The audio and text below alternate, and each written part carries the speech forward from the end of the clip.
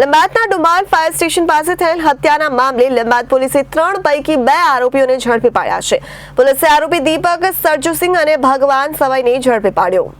લંબાદના ડુમાલ fire station પાસે થયેલ હત્યા મામલે લંબાદ પોલીસે 3 પૈકી 2 આરોપીઓને ઝડપી પાડ્યા છે. પોલીસે આરોપી દીપક સરજુસિંહ અને ભગવાન સવાઈને ઝડપી પાડ્યા. 3 આરોપીઓએ મૃતક આલોક ઝંડારામ અગ્રવાલની ચકુના ઝામારી કરી હતી. હત્યા મૃતક આલોક અગ્રવાલ દલીલોનો વ્યવસાય સાથે સંકળાયેલ હતો ત્યારે સમગ્ર બનાવનો સીસીટીવી ફૂટેજ સામે આવ્યા છે. જે ફૂટેજમાં સ્પષ્ટપણે જોઈ શકાય છે કે 80 સેકન્ડમાં ચપ્પુના 60 ઘાજીકી વેપારીની હત્યા કરવામાં આવી. પ્રાપ્ત માહિતી અનુસાર મૃતક આલોકે કાપડના દલાલી સાથે પોલીસનો બાતમીદાર હોવાનું જાણવા મળ્યું ત્યારે સમગ્ર બનાવમાં પોલીસે અશફાક અને અબ્રાને વોન્ટેડ જાહેર કર્યો છે. હત્યા પાછળનું મુખ્ય કારણ મૃતક આલોકે 10 દિવસ પહેલા અશફાકને તમાચો માર્યો હતો. મૃતકે શા માટે અશફાકને તમાચો માર્યો ત્યારે સમગ્ર મામલે અશફાક પકડાઈ ગયા બાદ જ ખબર પડશે. હાલ સમગ્ર મામલે પોલીસે બંને આરોપીઓને ઝડપી વધુ તપાસ હાથ ધરી.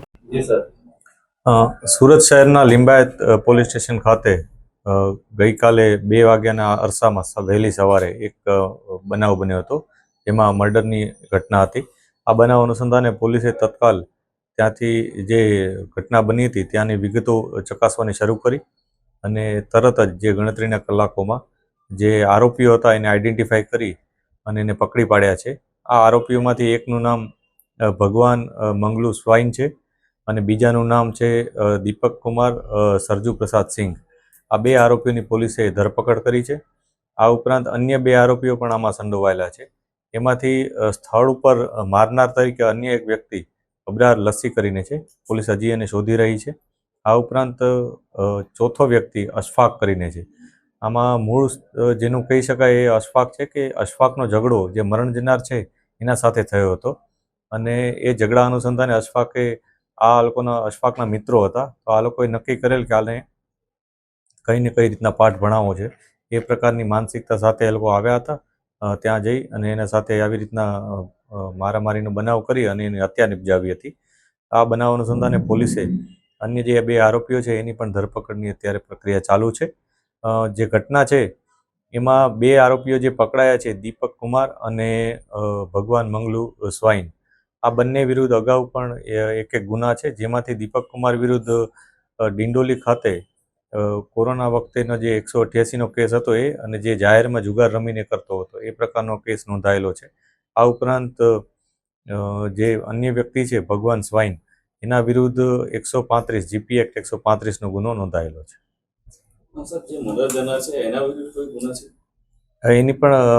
એના વિરુદ્ધ પણ કેટલાક ગુનાઓ છે, એની તપાસ અત્યારે ચાલુ છે.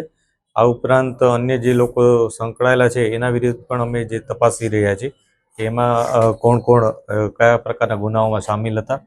અને બીજી એક વસ્તુ એ છે કે આમાં જે લોકો ચોથાનું નામ આપે છે અશફાક, એને પણ એવિડન્સ અમે વેરીફાઈ કરી રહ્યા છીએ કે ખરેખર એ ઇન્વોલ્વ હતો, કઈ રીતના ઇન્વોલ્વ હતો, એ લોકોનો જે વાતચીત થઈ હતી એ વાતચીત અમે તપાસી રહ્યા છીએ અને એ મુજબ જે પણ એવિડન્સ મળશે એ મુજબ કાર્યવાહી કરવામાં આવશે.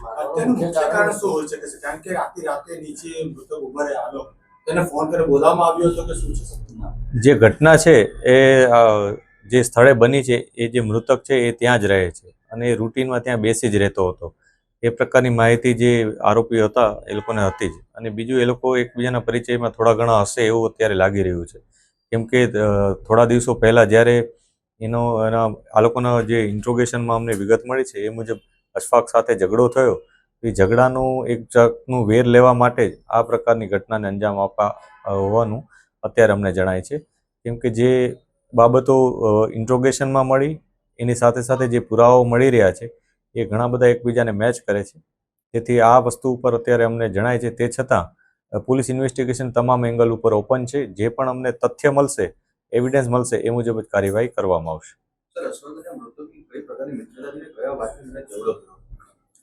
અશફાકનું ઝઘડો કયા વાતને લઈને થયો હતો એ બાબત તો જ્યારે અમે અશફાકને પકડશું ત્યારે જ અમે કહી શકશું. અને આ લોકો તો એના મિત્રો હતા એટલે એની સાથે રહેતા હતા, એટલે અશફાકના કહેવાથી કર્યું છે એ પ્રકારની પ્રાઇમરી વિગત અમને આપી છે. કેમ કે આરોપીઓ અત્યારે જે બોલે છે એને અમારે એવિડન્સ સાથે ક્રોસ વેરીફાઈ કરીને જ આગળની કાર્યવાહી કરવાની હોય છે.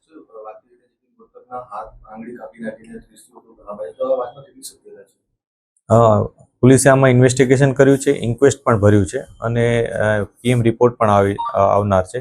એટલે પીએમ રિપોર્ટ ઉપરથી અમે કહી શકશું કે કેટલા ઘા છે. ઇન્ક્વેસ્ટ પંચનામા ઉપરથી આગળની વિગત મળશે. એના ઉપર 3 જણાએ મળીને એટેક કરેલો હતો એ સત્ય છે. એના ફૂટેજીસ પણ અમારી પાસે છે અને એના એઝ એન એવિડન્સ પણ અમે એ બાબતને લીધેલી છે. આ જે 3 આરોપીઓ છે એમાં 2 તો અત્યારે પકડાઈ ગયા છે. એ છે દીપક કુમાર અને ભગવાન સ્વાઈન. ત્રીજો છે એ અબરાલ લસ્સી કરીને છે, એ માન દરવાજાનો છે. અશફાકનું સ્થળ ઉપરનું આ ઘટનામાં અમે શોધી રહ્યા છીએ કે સ્થળ ઉપર કઈ જગ્યાએ હાજર હતો, પરંતુ સીસીટીવીમાં 3 જણા છે એમાંથી અશફાક નથી. જે મરનાર હતો એ પોતે આમ તો એના ભાઈઓ સાથેના એના સંબંધો બિઝનેસના અને એના ડીલિંગ્સના એના હતા.